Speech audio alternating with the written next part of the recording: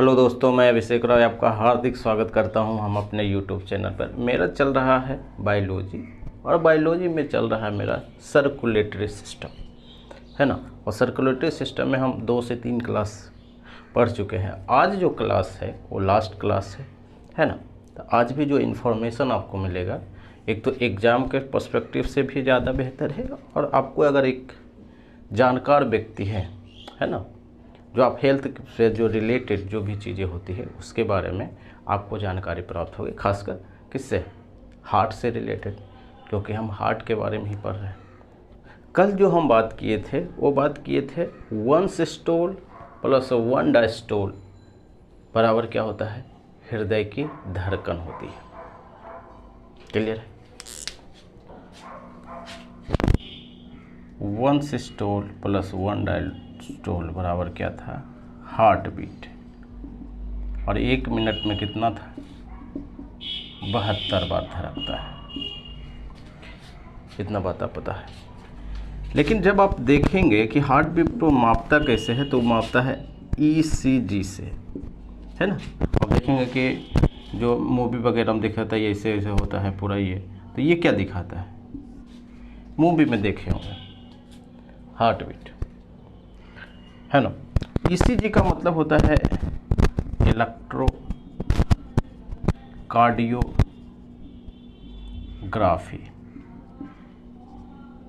है ना। ये खूब सवाल पूछा हुआ है कि जो हार्ट बीट है उसको चेकअप कैसे किया जाता है या किस इंस्ट्रूमेंट से किया जाता है, आपको बताना है ECG।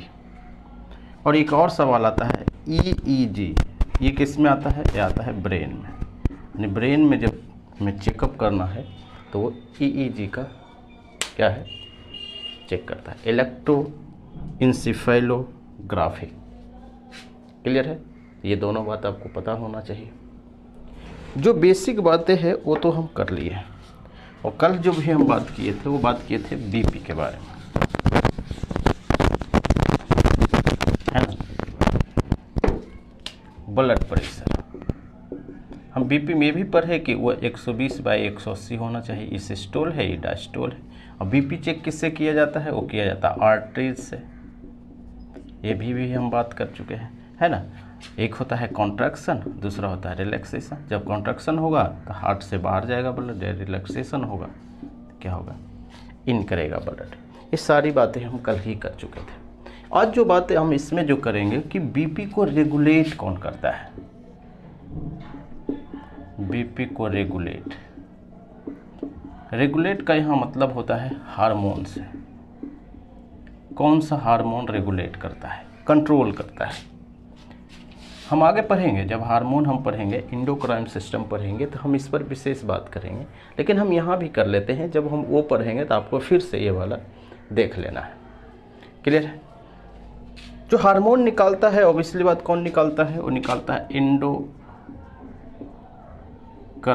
ग्लैंड, है ना। 2 ग्लैंड होता है, एक इंडोक्राइन ग्लैंड होता है, एक एक्सोक्राइन ग्लैंड होता है। जो इंडोक्राइन ग्लैंड है वो क्या निकालते हैं, हार्मोन। और जो एक्सोक्राइन ग्लैंड है वो क्या निकालता है, वो जूस निकालता है ना। ये बात हम करेंगे, या पाचन में हम ये बात कर चुके हैं। जो पाचन तंत्र है वो क्या है, एक्सोक्राइन ग्लैंड, है ना। ये बात है। इसमें जो ग्लैंड है, एक होता है थायरॉइड ग्लैंड, और दूसरा होता है, एक होता है एड्रेनलिन ग्लैंड। ठीक है। अगर ग्लैंड पूछेगा तो कौन करता है, थायराइड ग्लैंड, और ये क्या है, एड्रेनलिन ग्लैंड। और थायराइड ग्लैंड क्या निकालता है,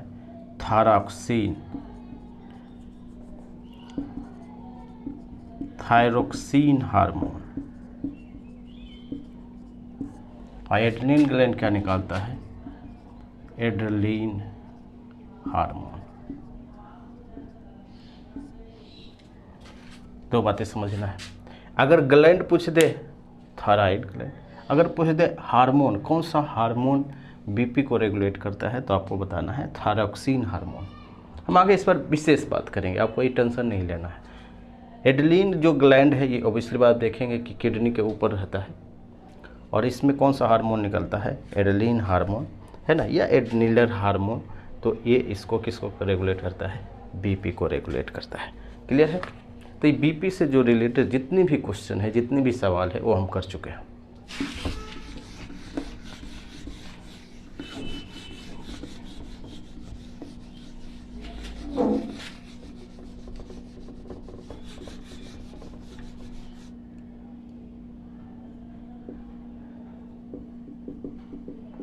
कंडक्शन ऑफ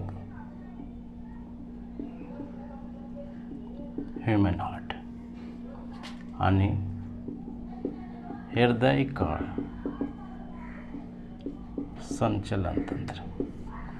हृदय कैसे काम करता है आपको पता है कि हम जैसे पहले ही बताया है कि हृदय में क्या होता है, एक मस्कुलर ऑर्गन है, मांसपेशियाँ, हड्डी नहीं होती। और मांसपेशियाँ का जो काम है वो है कॉन्ट्रैक्शन एंड रिलैक्सेशन करना, रिलैक्सेशन करना। कॉन्ट्रैक्शन का मतलब आपको पता है कि ब्लड क्या होगा, आउट होता है, किससे, हार्ट से। और ये जो रिलैक्सेशन का मतलब क्या होता है, इन होता है। लेकिन यहाँ पे एक उससे पहले सवाल बनता है कि ये कॉन्ट्रैक्शन और रिलैक्सेशन कौन करता है, कैसे होता है। मसल्स को तो करती है, लेकिन कैसे होता है, हम इस पर बात करेंगे, है ना। और ये इम्पोर्टेंट सवाल भी है। जैसा कि हम बात कर रहे हैं कि जैसे मान लेते हैं कि ये है आपका हार्ट, हार्ट बोले या दिल बोले, जो भी आपको बोलना है, ये है ना। और यहाँ से एक क्या है, इस हिसाब से एक मसल है, कौन सा मसल, सेप्टम मसल। अब यहाँ पे एक क्या है, एक सेल है इस टाइप से, इसको बोलते हैं एसए नोड। ये क्या है, एसए नोड। और इसको क्या बोलते हैं, एबी नोड। अब आपको पता है कि एसए नोड का मतलब क्या है, एसए नोड, और ये है एबी नोड। इसको बोलते हैं सीनो ऑरिकल। ऑरिकल ऊपर है तो ऑरिकल होगा, सीनो ऑरिकल नोड है। हिंदी में भी लगभग सेम यही बात है। और इसको बोलते हैं एंटीरियो, एंटीरियो है ना, वेंट्रिकल नोड। अब यहाँ पे आप समझिए, ये तो हो गया। अब ये जो एसए नोड है, एसए नोड है, इसी को बोलते हैं पेस मेकर। और ये पेस मेकर क्या करता है, ये इलेक्ट्रिसिटी जनरेट करता है, इलेक्ट्रिसिटी जनरेट करता है, यानी विद्युत धारा का निर्माण करता है।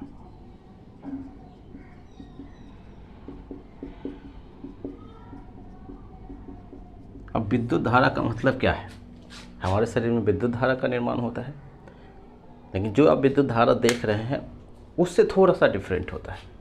लेकिन विद्युत धारा का निर्माण इसलिए होता है क्योंकि हमारे जो शरीर है, खासकर ह्यूमन हार्ट में क्या हो सके, कॉन्ट्रैक्शन और रिलैक्सेशन। क्लियर है। आप मूवी में देखते होंगे जब हार्ट बंद हो जाता है, बंद होने का मतलब क्या है कि वो कॉन्ट्रैक्शन नहीं हो रहा है, रिलैक्सेशन नहीं होता है। डॉक्टर क्या करता है, शॉक देता है ना, दोनों आप देख सकते और आयरन को टकरा के और छाती पर वो लगाता है। क्यों, क्योंकि फिर से कॉन्ट्रैक्शन और रिलैक्सेशन क्या है, काम करने लगे। क्योंकि ये जो एसए नोड है वो विद्युत धारा जो है, जो नेचुरली तरीके से वो प्रोड्यूस नहीं कर रहा है। क्लियर है। तो इसीलिए उसको लगाया जाता है। मे भी काम करे ना करे वो अलग बात है, कभी कभी काम कर भी जाता है। तो वो है एसए नोड। और इसी की वजह से क्या होता है, कॉन्ट्रैक्शन और रिलैक्सेशन। और एबी नोड क्या करता है, ये भी नोड यही जो विद्युत धारा है इसको सब जगह डिस्ट्रीब्यूशन करता है, डिस्ट्रीब्यूशन ऑफ इलेक्ट्रिसिटी, है ना। जहाँ है ना, इस टाइप से पूरा बॉडी में, कोशिका में, है ना। और जिस वजह से जो जिस माध्यम से जाता है, तो ये साइड वाला हम बोलते हैं bundle of his, bundle of his, और ये वाला इधर वाले को बोलते हैं पुरकिंजे फाइबर। क्लियर है? पुरकिंजे फाइबर, इतना बात आपको पता होना चाहिए, है ना। एससीए नोड क्या होता है? पेसमेकर जैसा काम करता है। पेसमेकर का काम क्या है? इलेक्ट्रिसिटी जनरेट करना, और उसका काम क्या है? वही करता है हमारे जो हार्ट है या दिल है, उसमें करता है कॉन्ट्रैक्शन और रिलैक्सेशन, तभी पूरा हार्ट का सर्किल चलता है, जो बात हम पहले कर चुके हैं। और ये जो ए बी नोड है, जब जब ये विद्युत धारा प्रवाहित कर देता है तो ये इसको जो बांटने का काम करता है, ये यही करता है। कौन? A V node, atrioventricular node. और ये जो पुरकिंजे फाइबर है और बंडल ऑफ हिस है, ये क्या करता है कि विद्युत धारा को हृदय से जो मांसपेशियों तक पहुंचाता है। यानी इसका काम क्या है कि जो हृदय से कहाँ तक जाता है? मांसपेशियों तक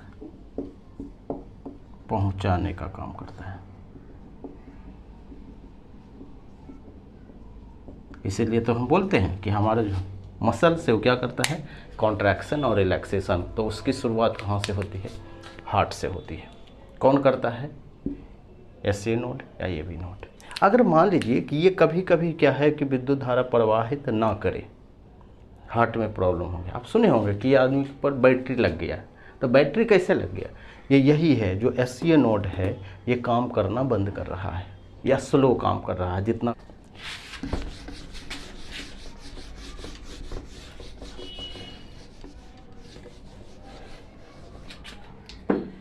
इसको तो अलग से बताने की ज़रूरत नहीं है ना। फिर से हम बात कर लेते हैं कि एसए नोड को ही बोलते हैं पेसमेकर, और इसका काम क्या है? विद्युत धारा का प्रवाह करना, इलेक्ट्रिसिटी जनरेट करना, है ना। और जो विद्युत धारा का जो डिस्ट्रीब्यूशन है वो करता है ए बी नोड, है ना। और जो विद्युत धारा को हृदय से मांसपेशियों तक पहुंचाता है उसको क्या बोलते हैं? एक को बोलते हैं बंडल ऑफ हिस और दूसरा बोलते हैं पुरकिंजे फाइबर, है ना। लेकिन आप सोचिए कि कभी कभी ये काम ना करे, एसए नोड में दिक्कत आ जाए, या इसको बोलते हैं पेसमेकर, तो आपको लगाना पड़ेगा क्या? आपको लगाना पड़ेगा आर्टिफिशियल तरीके से काम करना होगा। और आर्टिफिशियल तरीके से काम कैसे होगा? तो इसी में लगता है, उसी को बोलते हैं बैटरी। बैटरी लगा दिया, है ना। तो ये बैटरी लिथियम आयन का बैटरी लग जाता है, और ताकि क्या होगा कि विद्युत धारा क्या है? प्रवाहित करने लगे आर्टिफिशियल तरीके से। यानी हम इसका नाम देते हैं आर्टिफिशियल पेसमेकर।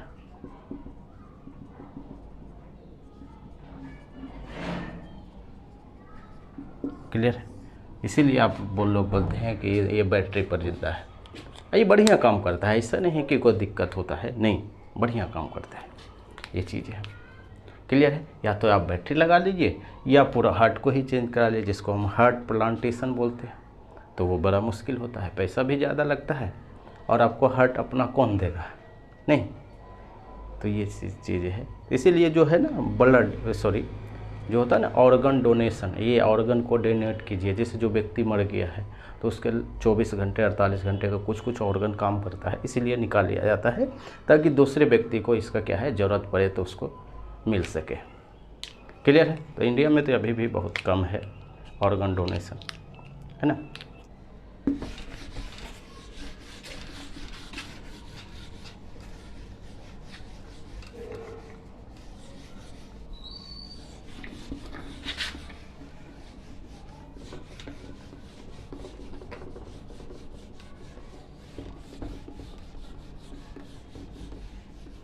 अब जो सवाल आता है वो ये आता है कि जो माँ के पेट में जो बच्चा है, जो भ्रूण है, जो एम्ब्रियो है, क्या उसका हृदय कैसे काम करता है?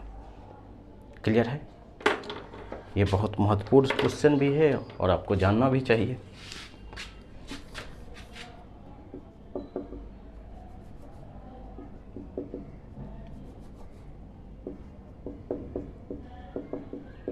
माँ के पेट में भ्रूण या बच्चा, यानी इसको बोल सकते हैं कि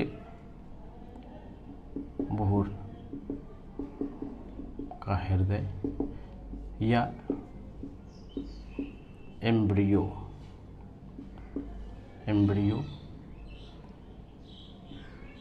ऑफ हार्ट। सबसे पहला चीज़ है कि जब बच्चा माँ के पेट में है तो उसका जो हार्ट है वो काम नहीं करता है। सबसे पहले तो ये है कि इसका हार्ट जो है काम नहीं करता है।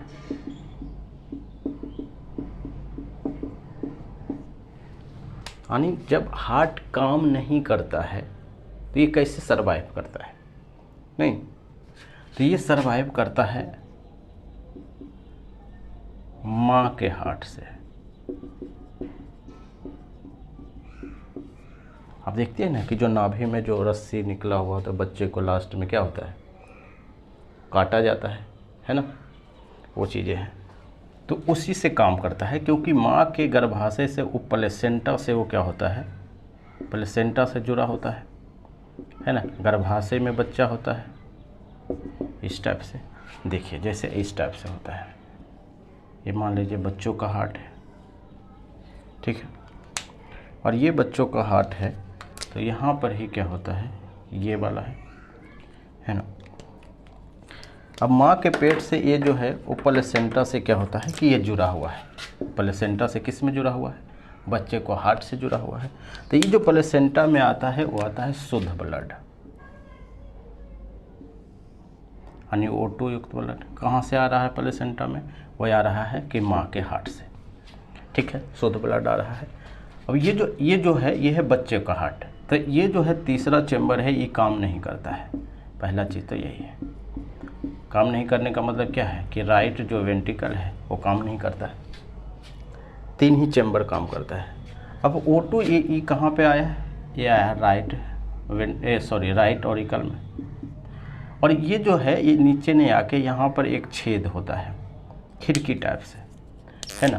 तो ये जो ब्लड है यहाँ से इधर की ओर चला जाता है और फिर ये किस में आता है, इसमें आता है। और फिर ये जो है बच्चों के शरीर में, फिर पूरा शरीर में ये घूमने जाता है, शरीर में घूमता है। और आपको पता है कि ब्लड से ही क्या मिलता है, ऑक्सीजन मिलता है, ब्लड से ही प्रोटीन मिलता है, कार्बोहाइड्रेट मिलता है, एमिनो एसिड मिलता है, ग्लूकोज मिलता है, सारा चीज़ क्या है ब्लड से ही मिलता है। तो इस टाइप से काम करता है। ये जो है इसको हम बोलते हैं फोरमैन ओवेली, यानी बेसिकली ये है हृदय में छेद। हृदय में छेद होता है जिससे क्या होता है कि O2 ब्लड क्या है, जो प्योर ब्लड है। O2 का मतलब क्या है कि जो प्योर ब्लड है बच्चों को मिलते जाता है ना। और इस टाइप से क्या होता है, काम करता है। बाकी बात आपको पता है। जब बच्चा जन्म लेता है तो ये जो है वो काम करना जो है, ये जो छिद्र है यानी फोरमन ओवेली जो है वो बंद हो जाता है। क्लियर है। कभी कभी ऐसा सिचुएशन आता है कि ये वाला बंद होता ही नहीं, तो उसी को हम बोलते हैं कि दिल में छेद हो गया। क्लियर है। यानी अब होगा क्या कि जब बच्चे जन्म ले लेते हैं कि फोरमैन जो ओवेली है वो क्या होता है, या छिद्र है वो क्या होता है, बंद हो जाता है, जिससे बच्चों का हृदय सामान्य रूप से काम करता है। कोई कन्फ्यूजन नहीं है। लेकिन वही बात बोली कि कभी कभी केसों में ये जो है वो बंद होता ही नहीं। तब क्या होगा, तब ये होगा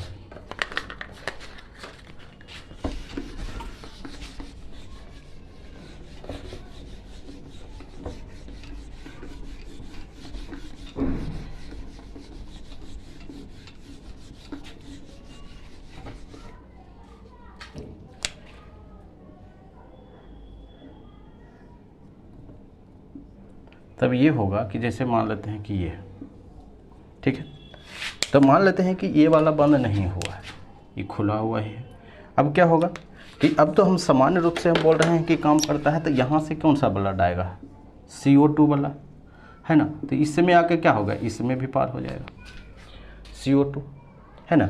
तब फिर क्या होगा कि ऑक्सीजन युक्त ब्लड और नॉन ऑक्सीजन युक्त ब्लड क्या हो गया, मिल जाएगा, जिससे क्या होगा कि प्रॉपर ऑक्सीजन की कमी हो जाएगा, और जब ऑक्सीजन की कमी आएगा तो बच्चा की मृत्यु भी हो सकती है। इसलिए जिसको दिल में छेद होता है कि उसको बहुत पहले ही क्या होता है, डेथ हो जाती है, क्योंकि ये जो प्योर ब्लड और इम्प्योर ब्लड मिल जाता है, इसलिए प्रॉपर जो है हमारा शरीर वो क्या करता है, काम नहीं करता है ना। ये चीज़ें है। तो ये जो कंडीशन होता है ना, इसको हम बोलते हैं कि फोरमैन ओवेले का बंद नहीं होना, है ना। जब ये बंद हो जाता है तो ये फिर प्रॉपर वे में ये 3 जो बाइकस्पिड वॉल्व है, फिर इस टाइप से जो है, जो हम बात किए थे हार्ट में, फिर इस टाइप से जैसे जो हम प्रोसेस बात किए थे उस हिसाब से काम करने लगता है। तो इसी को हम आगे बात करेंगे, वो बात करेंगे पेटेंट ऑफ फोरमैन ओवेले, कि ये जो आलिंद है, क्योंकि ऊपर वाला क्या है, ऑरिकल है, कि कभी कभी आलिंदों के बीच जो छिद्र है वो क्या होता है, बंद नहीं होता है, बंद नहीं होता है, जिससे शुद्ध रक्त और जो अशुद्ध रक्त है, यानी हम इसको बोले ऑक्सीजन युक्त या इसको हम बोले कार्बन युक्त रक्त, क्या होगा, मिल जाता है, जिससे शरीर को पर्याप्त ऑक्सीजन की कमी हो जाती है, यानी जितना मिलना चाहिए उतना नहीं मिलता है, और जितना नहीं मिलता है तो फिर क्या होता है, जिससे क्या होगा, बच्चों की क्या होगी, मृत्यु हो जाती है ना। ये समस्या आना शुरू हो जाता है। तो यही है फोरमैन ओवेले, बेसिकली दिल में छेद है। क्लियर।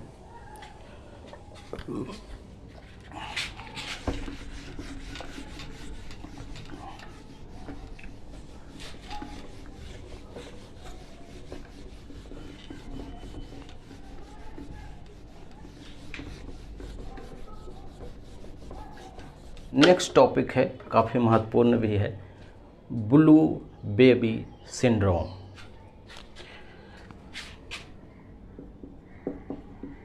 Blue baby syndrome. अब आपके दिमाग में आएगा सिंड्रोम क्या चीज़ है, ब्लू बेबी तो आप समझ जाएंगे। सिंड्रोम का मतलब है कि यदि आपको कोई एक समस्या है शरीर में तो उसको हम बोलेंगे बीमारी, है ना, बीमारी क्या होता है। लेकिन अगर बहुत सारा बीमारी का ग्रुप है तो उसी को हम बोलेंगे सिंड्रोम। ठीक है, बीमारी और सिंड्रोम में यही अंतर है। क्लियर। ब्लू बेबी सिंड्रोम का मतलब आपको पता है कि हमारे शरीर में जब ऑक्सीजन युक्त है, ऑक्सीजन ज़्यादा है, तो हमारा शरीर कैसा दिखेगा, वो लाल दिखेगा, रेड दिखेगा। लेकिन अगर CO2 ज़्यादा है तो हमारा शरीर कैसा दिखेगा, वो दिखेगा ब्लू। और बहुत ज़्यादा होगा तो कैसा दिखेगा, वो दिखेगा ब्लैक। हम यहाँ बात करें ब्लू बेबी, इसका सीधा सा मतलब है कि हमारे शरीर में जो है वो क्या है, CO2 की मात्रा है वो ज़्यादा है नहीं। और ब्लू बेबी, बेबी का मतलब है बच्चा, तो जनरली क्या होता है 0 से 5 वर्ष के बच्चों में पाया जाता है कि उसमें क्या पाया जाता है, CO2 क्या है, वो ज़्यादा पाया जाएगा, है ना। और CO2 ज़्यादा पाया जाएगा तो इसका मतलब क्या है कि जो हमारा जो शरीर है वो काम नहीं करेगा सही से, क्योंकि हमें क्या चाहिए, हमें ऑक्सीजन चाहिए। और ऑक्सीजन ही क्या करता है, ग्लूकोज का क्या करता है, ऑक्सीकरण करता है, ऑक्सीडेशन करता है नहीं। तभी तो जैसे अगर C6 है, H12 है, O6 ही ग्लूकोज है और ये ऑक्सीजन मिला, तभी तो ये करता CO2 प्लस H2O और प्लस ये क्या है ATP, यही तो ऊर्जा है। इसीलिए तो हमें क्या चाहिए, ऑक्सीजन चाहिए। जो आप खाते हैं वो कन्वर्ट होता है किस में, ग्लूकोज में। और ग्लूकोज से जब हमें एनर्जी लेना होता है तो हमें क्या, किसका ज़रूरत पड़ता है, ये ज़रूरत पड़ता है ऑक्सीजन का, है ना, तभी एनर्जी मिलता है। लेकिन ऑक्सीजन ना होकर कार्बन डाइऑक्साइड ज़्यादा है, तो जो एनर्जी हमें मिलना चाहिए वो एनर्जी नहीं मिलेगा, है ना। फिर एनर्जी नहीं मिलेगा तो लोग कमज़ोर होते होते मर जाएंगे। तो ये समस्या है blue baby syndrome. Blue baby syndrome ये होता क्यों है? पहला चीज़ तो हम वही बोलेंगे कि पेटेंट ऑफ फोरमेन ओवेली, दिल में छेद है जिसमें शुद्ध रक्त और अशुद्ध रक्त क्या है जामे, जिस एक और होता है दूसरा, वो होता है नाइट्रेट। आप जो पानी पीते हैं उसमें नाइट्रेट की मात्रा ज़्यादा है, नाइट्रोजन की मात्रा कम, नाइट्रोजन ज़्यादा है। होता क्या है कि जब आपके शरीर में नाइट्रोजन ज़्यादा होगा तो ये जो हमारे शरीर में जो ऑक्सीजन है, ऑक्सीजन को कौन ढोता है? हेमोग्लोबिन। आपको ये भी पता है? अगर ये नहीं पता है तो हम इसके बाद श्वसन तंत्र ही पढ़ेंगे कल से, है ना। हेमोग्लोबिन, और हेमोग्लोबिन जितना ऑक्सीजन ढो सकता है उस कैपेसिटी को ये कम कर देता है नाइट्रेट, है ना।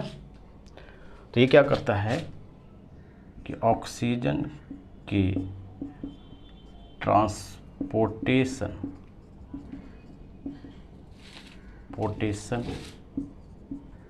कैपेसिटी को क्या करता है? कम कर देता है। जब ऑक्सीजन कम ढोएगा तो क्या होगा? फिर सेम यही बात, ग्लूकोज कम टूटेगा, ग्लूकोज का ऑक्सीडेशन कम होगा, इसलिए एनर्जी आपको कम मिलेगा, तो दिक्कत आएगी, है ना। तो ये क्या होता है कि पानी में नाइट्रेट, इसीलिए क्या होता है कि पानी को आप क्या है देख लीजिए, अगर ज़्यादा नहीं है तो पानी को गर्म करके पीना चाहिए। तो ये है पूरा ब्लू बेबी सिंड्रोम, है ना। इतना बात तो हम कर लिए। अब एक लास्ट टॉपिक है कि जो हम बात करेंगे कि हमारे जैसे मानव में कितना चैम्बर था हार्ट में? 4 चैम्बर है ना। उसी टाइप से अदर जीवों में कितना होता है? कभी कभी सवाल ये पूछ लेता है।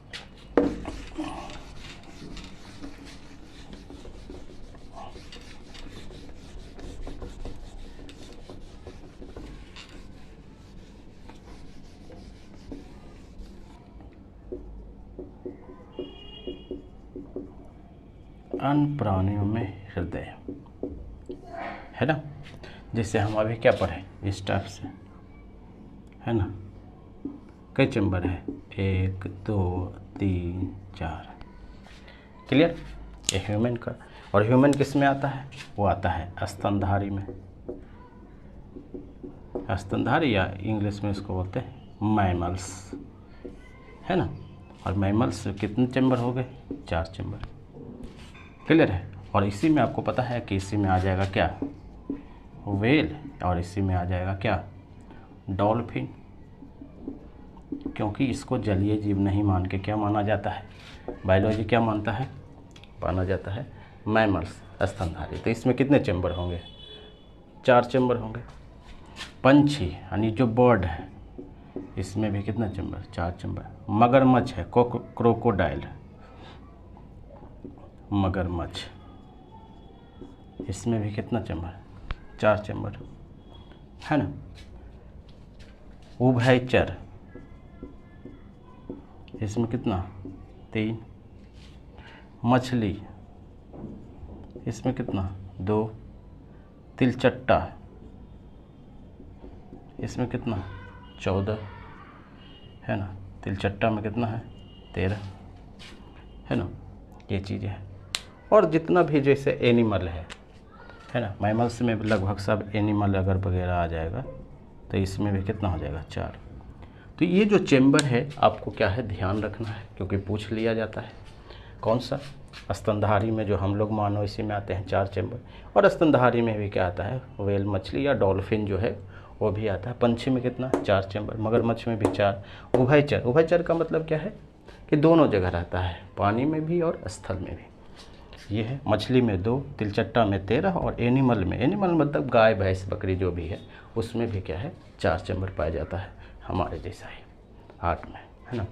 तो आज पूरी तरह से क्या हुआ कि सर्कुलेटरी सिस्टम समाप्त हो गया, है ना। आप क्वेश्चन लगाइए तब आपको समझ में आएगा कि कितना बेहतर महसूस कर रहे होंगे, है ना।